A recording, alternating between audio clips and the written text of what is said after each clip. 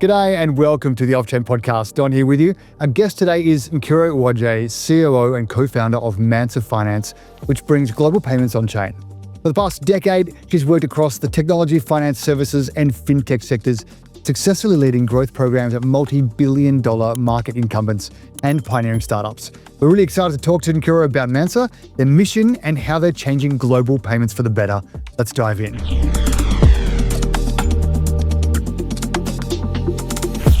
Tell us about your origin story and a bit behind the inspiration for Mansa. Okay, amazing. And thanks for having me. So I actually started out my career working in big tech way back when cloud was just kind of evolving and still called third platforms. Really focused on helping banks transform in terms of their legacy infrastructure. To really adopt like a cloud first approach. That kind of eventually led me into actually working on a lot of emerging technologies. And actually back in 2017 led me to become really curious about blockchain. And that's really where kind of like the start of, again, my curiosity in the blockchain domain came from. I ended up then kind of leaving tech and going into financial services as I saw fintech really booming and blooming out. And thought, hey, I think the best or one of the best use cases, especially for blockchain and a lot of emerging technologies, is how do we improve ultimately that, financial services and the inclusion as well and the accessibility. So I ended up working for Swift, which obviously is well known within the payment space. I learned a lot of really fundamental things about payments and became ever more curious around all the different building blocks within the financial services ecosystem. And so then went on to work within the core banking domain, really focused on building banking as a service and embedded finance products, abstracting the license layer of banks and using core banking infrastructure and layers to ultimately integrate fintech solutions and then kind of embed that and sell that into like ERP system and whatnot. So it's been like quite the trajectory in terms of like the evolution of my career. And that really led me and my co-founder to start building Mansa, which ultimately, in its most pure form is looking at how do we enable real-time payments and how do we use, amazing distributed and decentralized technology and ultimately the layers such as stablecoins and smart contracts in order to just make the wider financial services infrastructure much more efficient. Mm-hmm. So you have kind of the perfect background for blockchain with tech and then also adding finance and then coming in from, through emerging technologies as well. And so obviously very well placed to think about how do you utilize blockchain. What was it, I guess, that excited you about blockchain as I guess the foundation of the technology that you would want to spend time actually zooming in on and investing in?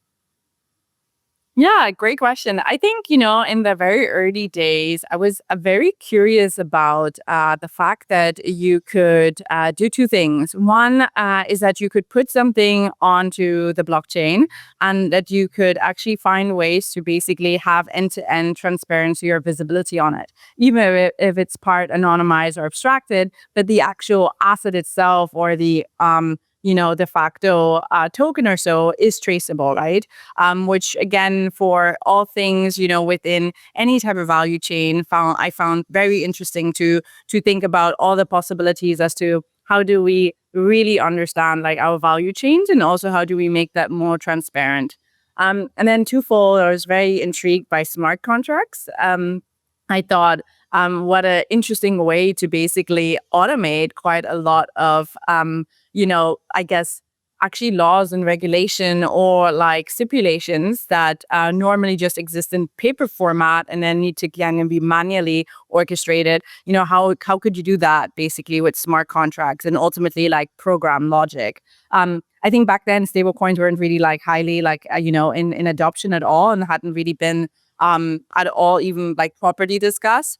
But I think that then over the years been really for me the exciting part where when you think about having programmable digital money that has its true value represented in the possibility that exists across the board for everybody because of stablecoins, existing, I feel that there's infinite opportunity to completely reinvent and rethink about how we leverage all sorts of mechanisms of financial wealth building and creation and participation by being able to have actually pretty much all accessibility to it, which previously hasn't really existed in a fiat controlled world.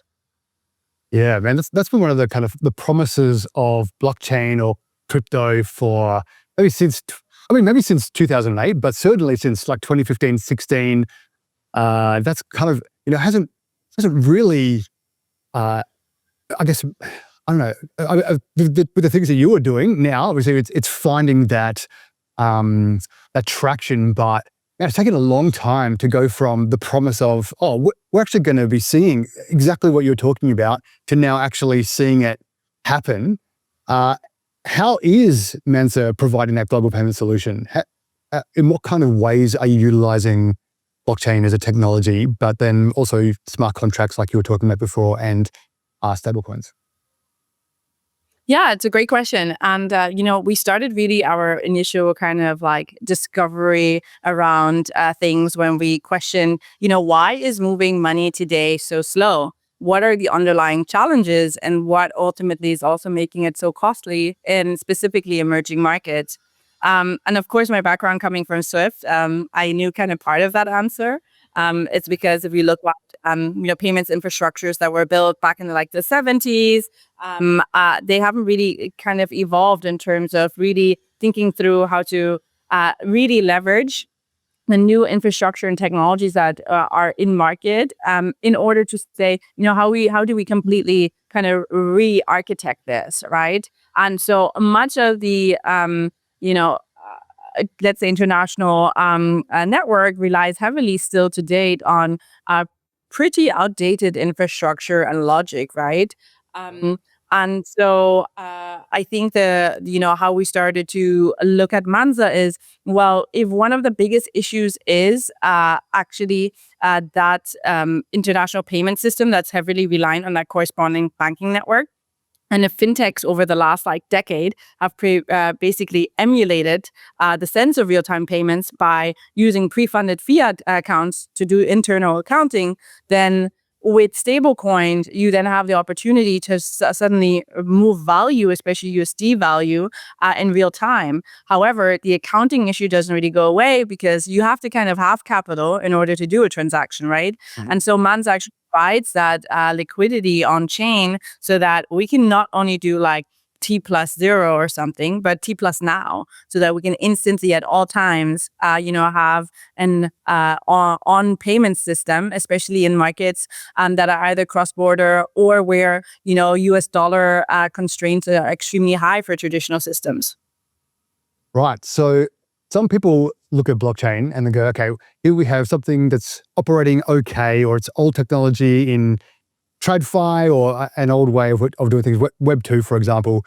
We're going to just basically migrate that onto the blockchain and take advantage of liquidity or distributed ledger technology in itself for transparency or having a 24/7 market or whatever.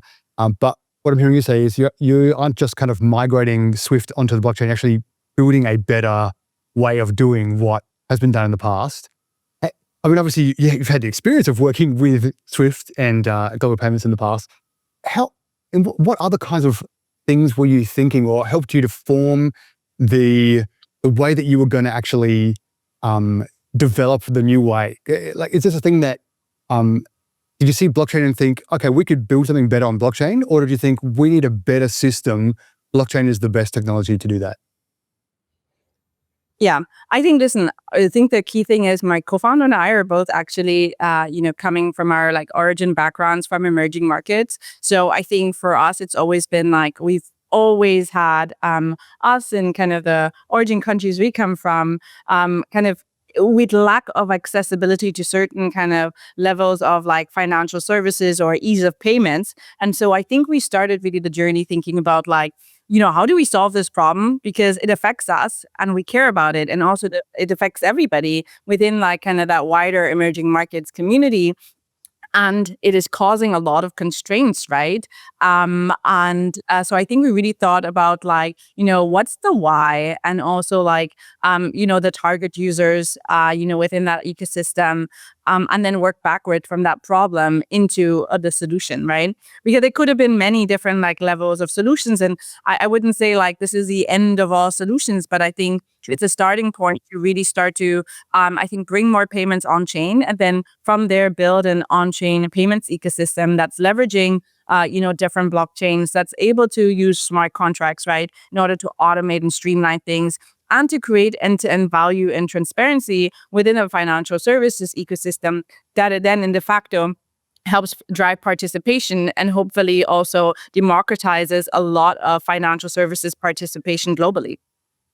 Yeah, that's amazing. Actually, that is a wonderful vision, and not just kind of pipe dream, pie in the sky, but actually seeing that materialize. That's really wonderful, actually. Why do you think it's taking so long to transform and move the global payment infrastructure on chain? It's a great question. Listen, I ask myself that every day. And I keep joking and saying like, guys, we're in 2025. I think it's time that we can actually adopt like a new payments infrastructure system. But I think a couple of things. One, the fact is, payments are actually quite complex. One, two, the existing legacy systems were actually set up with like, and during a time where, trust was, not that easy to establish, across different type of like countries and banking infrastructures. So, those existing payment infrastructures were really in order to actually democratize that access, and to be able to have one communication channel to send payments, right? And to ensure that there is some sort of like, again, accountability and liability within that system, right? And to hedge for any type of risk. So it was pretty innovative at the time. I think what's taking so long is that, whenever we have like foundational infrastructures that connect the entirety of the world and drives the global GDP, it also means that those who are participating in kind of like de facto the governing body of it, i.e. the banks, the regulators, etc., are naturally very cautious and need to think about, well, what is the risk if, we put this on this new system and it doesn't work, or we didn't think about like the cybersecurity measures or risk, right? Or we didn't really think about all the parameters for different levels of adoption. So I think it's just been very difficult, I think, for blockchain to as rapidly evolve. And I think back in 2017, 18, it was a very exciting time. A lot of like, oh, what if use cases. But then I don't think there was enough institutional follow through, which of course we then saw in 2024 with, BlackRock, Goldman Sachs really starting to build, for like on-chain kind of capability and tooling. But, it's natural. Like as humans, even though we might see like the opportunity, we're also extremely cautious and actually quite risk averse. So it's normal that we do take a lot of time. And you can see that with the advent of the internet, right? Like that also took quite some time for true adoption as to how we see it today. Yeah. So, I mean, that's a positive way of viewing it, in that it's not incumbents trying to protect their kind of patch or, backward regulatory bodies, but actually it's the right kind of caution when the global rails are kind of at stake, to make a frivolous move, or even a well-considered move is still, I guess, risky. What's it going to take, do you think? Is it just a factor of proving over time the trustworthiness of a new global platform, or do people need to be sold on it?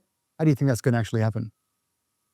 Well, I think, it will be dynamic, right? Like in terms of what needs to happen, because we also need to remember that, especially when you deal with like infrastructure, is that it needs to be also matured, and more importantly, needs to be interoperable, and there needs to be certain standards that everybody accepts and agrees on in terms of that interoperability and in terms of also that adoption, right? Which I believe has been happening over the last like 5 years, where you again just seeing so much more maturity on Ethereum. You're seeing great chains like Solana and you name it really coming out, or like Sui, and building truly like those, chains, those foundational layer that ultimately drive that ecosystem. And then, major stablecoin players like Tether really bringing that liquidity in that use case for payments and adoption, which ultimately is what is required in order to have, let's say, the average user participate in, let's say, this on-chain economy, because we have to transact with something that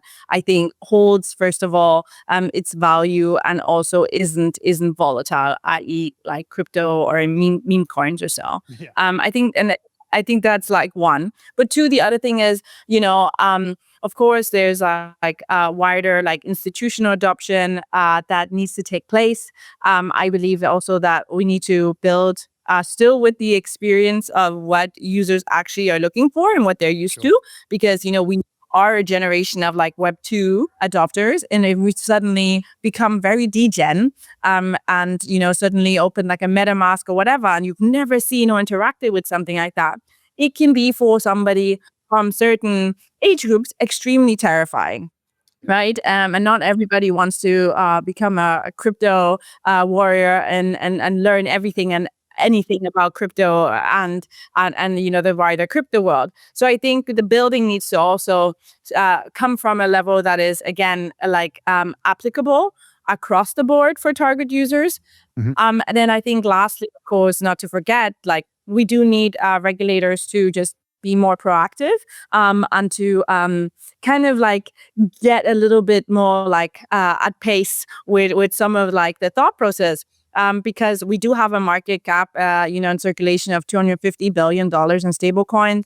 It is extremely large, like, transactions that are now going over the blockchain. There is so much that is happening that is affecting users and consumers. So, I do think if that regulation can be at pace, it means also we'll have better governance structures, and that will also encourage, again, more institutionals and builders to just, again, build incredible new tooling and applications. Yeah. You mentioned stablecoins. I remember back, again, if you go back to like 2017, 18, one of the cycles back then, there was kind of stablecoins were trusted and relied upon by some, and kind of mistrust by others. Like, what is it? But it seems like that tide has totally turned. That they are, like you mentioned, they're being widely embraced and adopted and utilized, and by many seen as really one of the kind of first killer apps or killer use cases for crypto. Do you think that we're in a place now where people generally trust stablecoins? If they trust crypto, they trust stablecoins. If they trust blockchain, they trust stablecoins. Have we kind of hit that? Have we hit that kind of meta level of trust? I don't know. It's a good question. I don't think I can necessarily answer that, i.e., for everybody out there. But I would probably pose it with a counter question, which is like, are things trusted these days in general, right? I do think we're in an era of a lot of mistrust, and I think it's not so much about can I trust crypto or not. There's also been a lot of scaremongering over the years, where there's been a lot of like, oh, terrorism and like fraud and everything is going through the blockchain. But actually, when you talk to criminal investigators who actually focused on seizing like on-chain like assets in certain circumstances or spotting fraud, you'll actually find that they find blockchain really helpful, because it is so traceable, and it is like actually much easier than tracing fiat and whatever, which usually takes a lot of time, effort, and a lot of resources and collaboration with like local jurisdictions.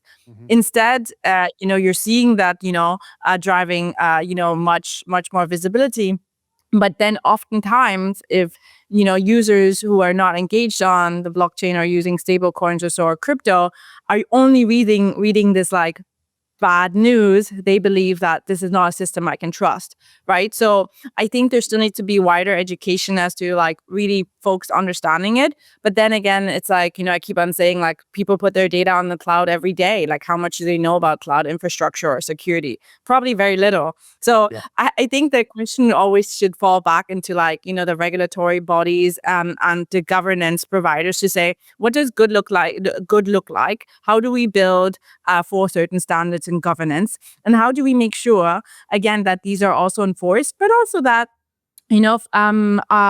individuals, and especially retail users, understand the risks, right? And that's the same that you have in traditional like stock market, and so where you have to disclose that there's risk associated to trading. Yeah, and it seems, picking up on your point there, it seems that people who have educated themselves, or people who are at maybe the higher echelons of government and business, do trust stablecoins, and it seems to me at least that stables are the thing that's bringing in more and more either institutional or enterprise, and it's a very simple, low bar use case for blockchain. And I think that the more we see that, the whole industry will rise basically as the use of stablecoins rise, which I guess is something that you're kind of not so much riding the wave, but you're hoping to create that wave, really, aren't you? You mentioned before, you mentioned before Tplus now. Firstly, for people who don't know what that is, what is that? What does that mean? Why is it so impressive or important? And how are you actually doing it? Yeah, no, great question. And listen, like Tplus now, honestly, I think we're like trying to coin it, or it's the best way to describe what we're hoping to achieve. But ultimately, we're again taking it back to that, cross-border payments like network, right? At the end of the day, today, if you send a bank payment from the UAE to Canada, right, it will not arrive within the next 5 minutes. It might not even arrive in the next day. It might not even arrive in the next 2 or 3 days. It might take up to 4 days in order for that transaction to actually settle. So what we're trying to emulate with Tplus now is to say, well, what if that could actually arrive in 5 minutes? And what if that is a high value payment of $1 million or $10 million when you're dealing with corporates, etc.? What if you think about it being a business, especially SME or so, it's extremely valuable if you receive your money when it is sent rather than needing to wait 3 days, right? And so with that, the pace of value exchange, when it becomes more efficient, it benefits also for just wider like participation and liquidity for people to maximize, having their money there in time. Right. So when we talk about Tplus now, we really talk about like what if we could transfer value instantaneous? And that is really what we want the world to move towards, an instantaneous settlement and payments ecosystem. Is that not enough of a promise for people to become flooding in? It strikes me that not waiting 1 to 4 days for your money, but getting it right now, surely that would be enough for people to say. Yeah, I think that's why though fintechs in the payment space have been growing so exponentially, right? Sure. I don't think we've ever had as many cross-border payments companies in the fintech space that we have seen today, right? It is extremely like great to see just how many participants, and companies are providing like really fantastic fintech services for especially businesses and users like diaspora or migrant workers within emerging markets. If suddenly, you're in the US and you're Filipino and you're trying to send money home, to know that actually your family or your friends are getting that, in the day you're sending it, rather than, if you maybe go to, a more traditional, remittance provider. So that might take days before it settles. So I think, yes, we're seeing this massive adoption in emerging markets. And we're seeing this, hunger for it too. I'm just here in South Africa, and I've been talking to a lot of folks in the local ecosystem, and they were telling me about, stable coins help actually local South Africans hedge against the rand fluctuations. So people will hold stable coins like in US dollar, so that they can hedge through some of the fluctuations that happen naturally in the local markets, right? And why shouldn't you, as an individual, be able to hedge for the risk that is out of your control, because there are macroeconomic situations that are outside of your control, right? So those, I think, are some of the super interesting areas where, when you double click as to what's driving this adoption in emerging market, it is actually people flooding towards it. Yeah. So materially, how are you doing that in regions like, throughout Africa, Latin America, Middle East, where there might be traditionally fewer options for financing or access to traditional banking? What does it actually look like on the ground? Yeah. So the thing is, of course, on the ground, right? Traditional banking everywhere exists, but I think what's been difficult is that traditional banking has struggled with not having enough US dollar, liquidity in its local ecosystem, which means that they basically de facto prevent certain things, as in have exchange controls exchange control and also access controls, i.e., if you're a business and you need to send $2 million today to your supplier in the US and you're somewhere in Ghana, the likelihood is that the average traditional bank would tell you, well, we need to first source that US dollar. It might take like a week or two, and then we can send it, right? Unless you're at a very, very major bank. So, I mean, that in itself is not really favorable, right? Or if you are, for example, having exchange controls in places like, what's happened in the last, 8 years in Nigeria, where you can't send more than a specific dollar amount with a traditional bank outside of the country. And then that's, led so much to also a lot of the hyperinflation locally. Right. So a lot of things where, because of this ultimately constraint, right, from traditional banks due to central bank regulations and the macroeconomic landscape of, what's happening, this is extremely difficult, right, for also the traditional banks to navigate, but then that, I think, puts the question, are we potentially operating with the right, controls in place in order to ensure that we can hedge and manage this risk for people locally across the board? And I think people, when you don't give them the tools or access to certain things, will find other ways to basically mitigate that risk. And that's what we're seeing, and why, crypto, stable coins, just have been such a high adoption, because people are trying to hedge for that risk, and they're trying to, participate, in a US dollar dominated market because of trade happening, because of it being one of the more stable currencies that, you can then have access to. And it's created really a fundamental shift. Yeah. How do you see that? And if you can crystal ball it, or even just thinking about the next maybe 2 to 5 years, how do you see that growing, in particular in those kinds of markets? Like you say, opening up possibilities for people to hedge against inflation, or have money coming in from, friends or relatives overseas, which I got a mate in Zimbabwe who a couple of years was telling me sometimes when they send money in, up to 25% of it gets absorbed. This is without using blockchain. It's absorbed in fees, or having to pay people or whatever to just try to get the money to their relatives. And so, the kinds of access that you're giving now, how do you see that, I guess, maybe growing in the future, or changing lives? Or I don't want to get too kind of dramatic about it, but it could really fundamentally change people's whole trajectories of their lives and families. Yeah, I mean, listen, like there's obviously the, how do you say, the skeptic in me, and then there's the optimist.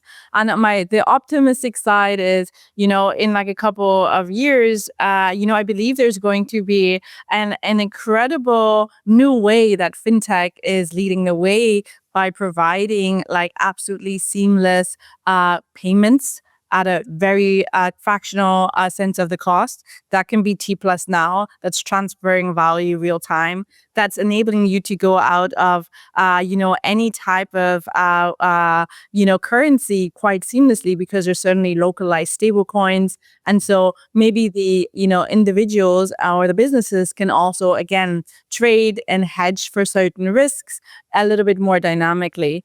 And I think also what really excites me is the possibility as to what's next after that, which is ultimately like tokenizing and fractionalizing ownership, right? Especially in the real estate market. LATAM is a very interesting space where actually many kind of local or nations have actually been building for a tokenized real estate market because they don't have a stock exchange to kind of participate in. And so actually real estate can then become that de facto wealth creation tooling, right? That many people seek to. So in a nutshell, I believe like the optimism in me believes that it's going to hopefully actually create more accessibility and to participate and to ultimately help teach people how to create wealth, because I do believe there isn't enough wealth in the world for many of us to participate and to hedge for, again, risks that we might be out of our control. But the financial ecosystem needs to be more open, and it needs to not be, how do you say, accessible only to, the global north. Sure. Yeah.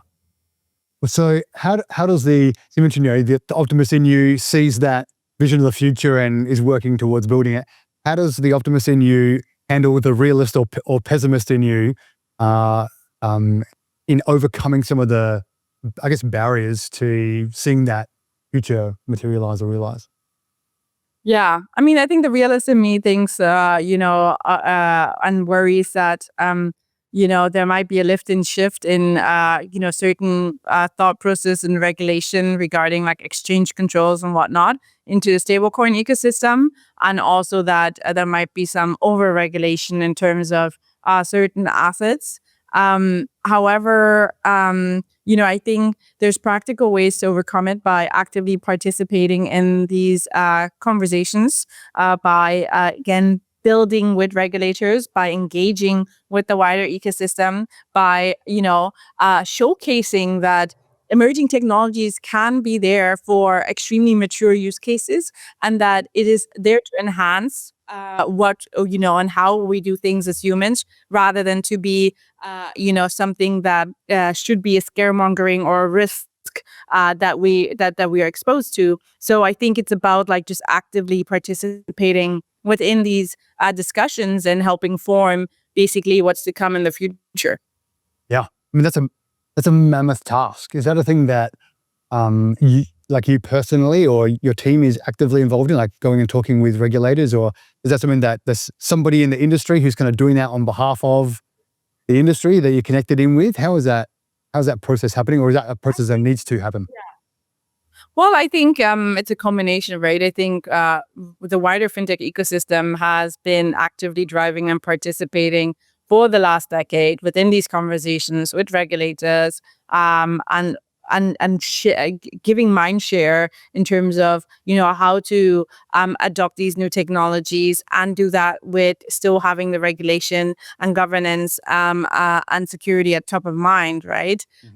So I believe it's a concerted effort, and I think we all have a part to play in it, right? Especially if you're actively building in this space to say, you know what, this is how we're approaching risk management. This is how we're seeing like, the wider AML landscape, and how we're using, technology in order to de-risk, right? So I think it's about like bringing that knowledge to fruition. And there's many great associations that are out there, and networks that are actively, providing that forward. And of course, Mansa also will be participating in many of those.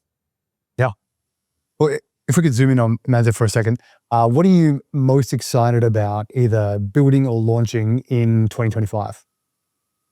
Yeah, I mean, I think what I'm most excited about is just I think building deeper liquidity for the ecosystem and bringing and growing more of that stablecoin adoption to the market, um, and also really prioritizing how to drive more of that liquidity within like localized stablecoins ecosystem, so that it's not just a participation that's singular, but that actually is also enabling the wider stablecoin ecosystem locally to thrive, and therefore also for the average user and or business to be able to leverage stablecoins for instantaneous payments.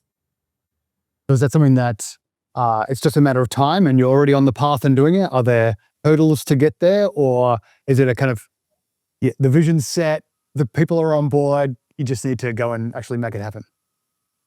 Well, there's always hurdles. Like that's part of building, and that's the fun of like, being a founder, and building in this space. I think it's a bit of a combination of everything. I think that like I think previously, like if I look back maybe 2 years ago, I think the ecosystem was still smaller, Mhm. versus now it is like at least I don't know, maybe we're like having blinders on, but I do feel like I'm having a lot more conversations, especially with fintechs about how do you use stable coins? Oh, what could I do with it? Oh, how do we drive that forward? And definitely seeing a lot more localized stable coins coming onto the map, and starting to have like some volumes like 5 million here, or like over 1 billion in I think the Turkish lira. So I do think like things are coming together. So I mean, I think for us it's just about it's always a balance between like being a bit too early, and then being a bit too late. So we're actively building and collaborating with the wider ecosystem. You mentioned being a founder, and there's always those roadblocks. How did you know you could do it? You're working in banking and building really awesome things and working for Swift, kind of at the top of the game. How did you know I can jump out of this great career and go and do the founder lifestyle, actually build something? Was there a point? Were you too No, frustrated over there, or?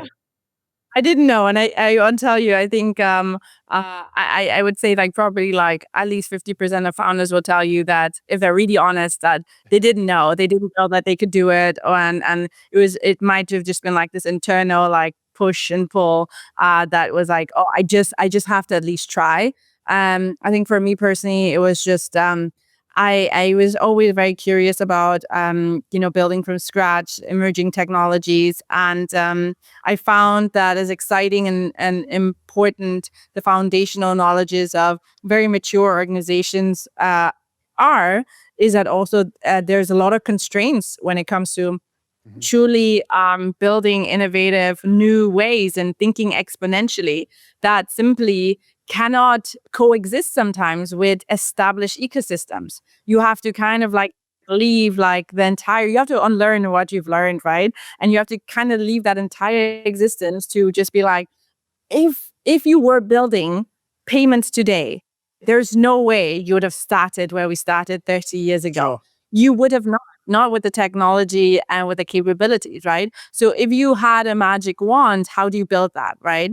And I think just like I didn't know. I don't think I don't think necessarily even knew that de facto like, oh, I'd go and be a founder. I think I was just like led by curiosity, managed to find a fantastic co-founder who's equally as curious and bullish about just like maybe building outside of the rules, and so yeah, just landed in it by kind of de facto accident, and probably also just by being maybe a bit too stubborn. I mean, that's a very important characteristic, I think, in a founder, and quality in a founder is some, resilience and stubbornness, if you want to put it that way. How did you come across your team? How do you actually develop, relationship with the co-founder? Was it just kind of over a meal one day? Hey, I have this background, you have that background. Maybe we could do something together. How did that actually come about? Yeah, actually, really fun story. So I actually met my co-founder like 5 years ago at a conference, and I was actually working in payments at the time. And we had a very long conversations about like how broken payments are, and exchanged a lot of opinions.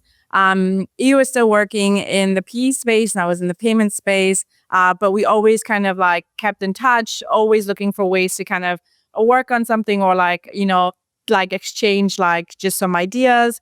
And then back in late 2023, he kind of had shared like a pitch to me and said, "Hey, I've been building this. What do you think?" And I was kind of distracted, and I was like, didn't really.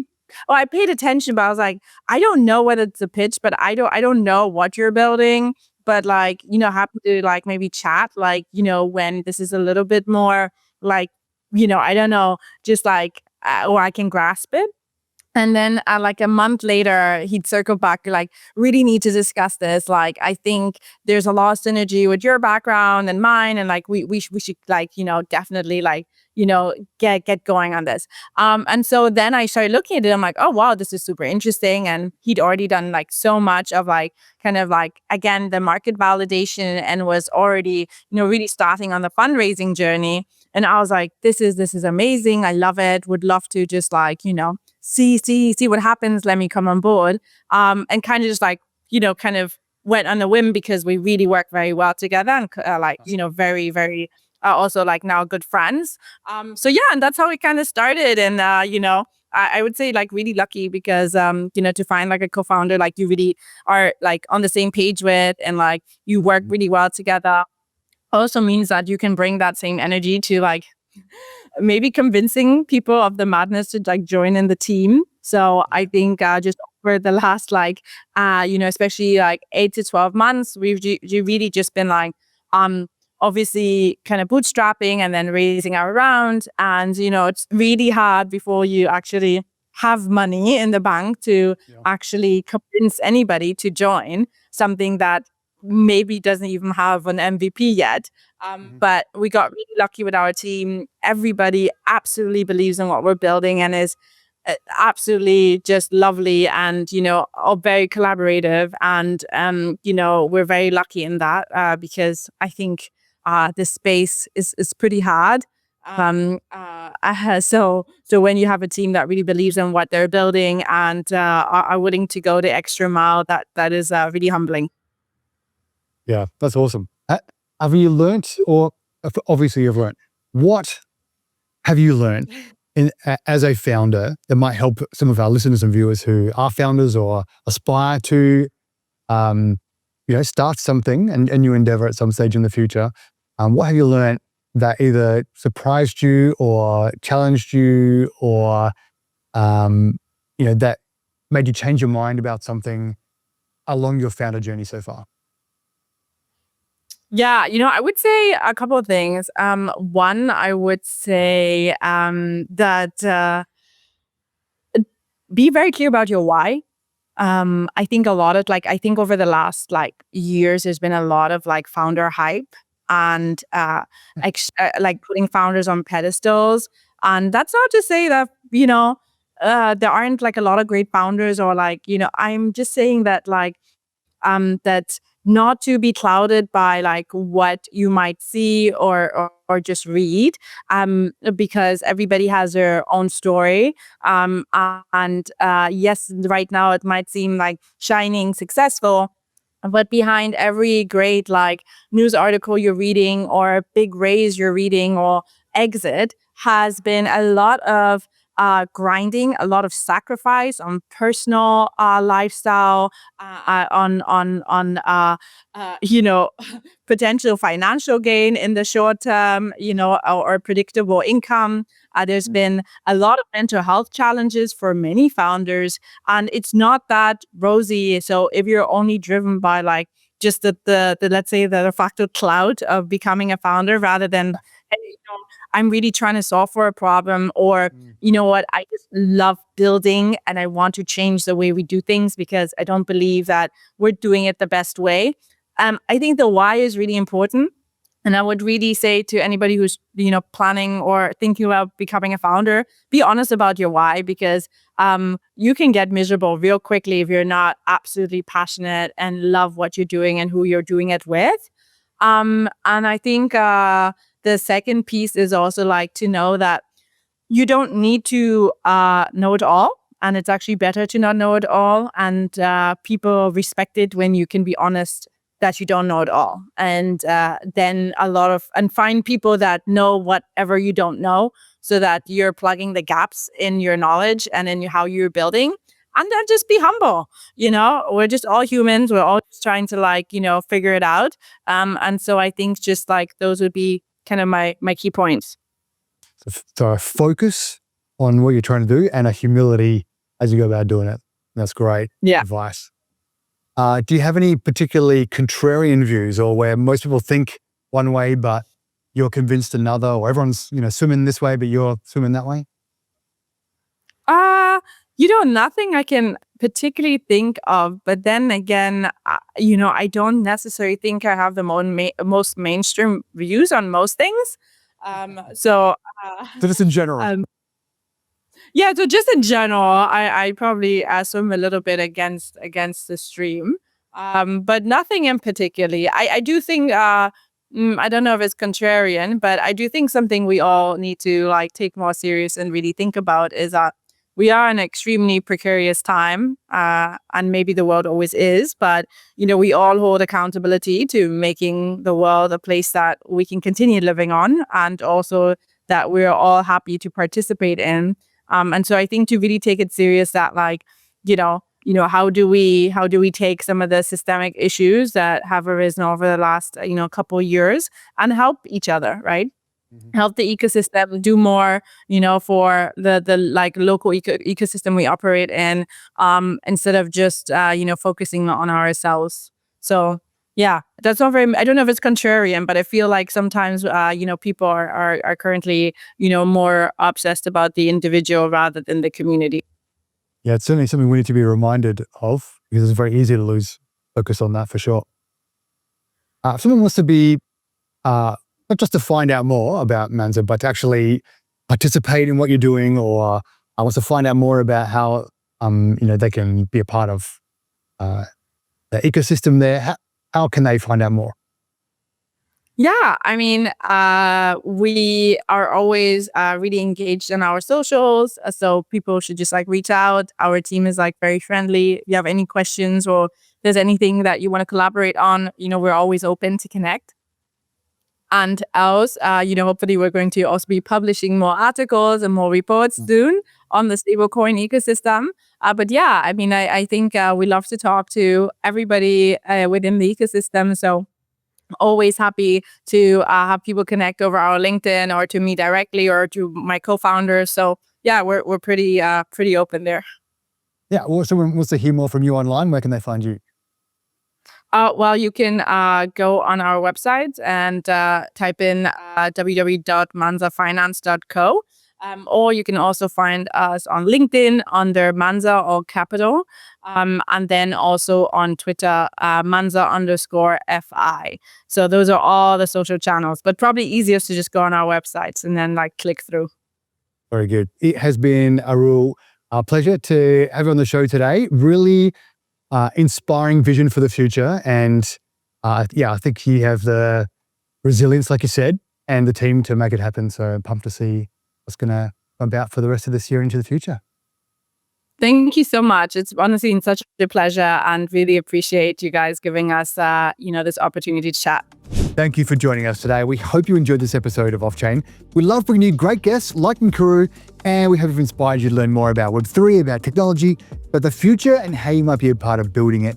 As always, please like, subscribe, or better yet, share this episode with a friend and help us spread the word. And join us again next week for another great episode of Offchain. Till then, take care.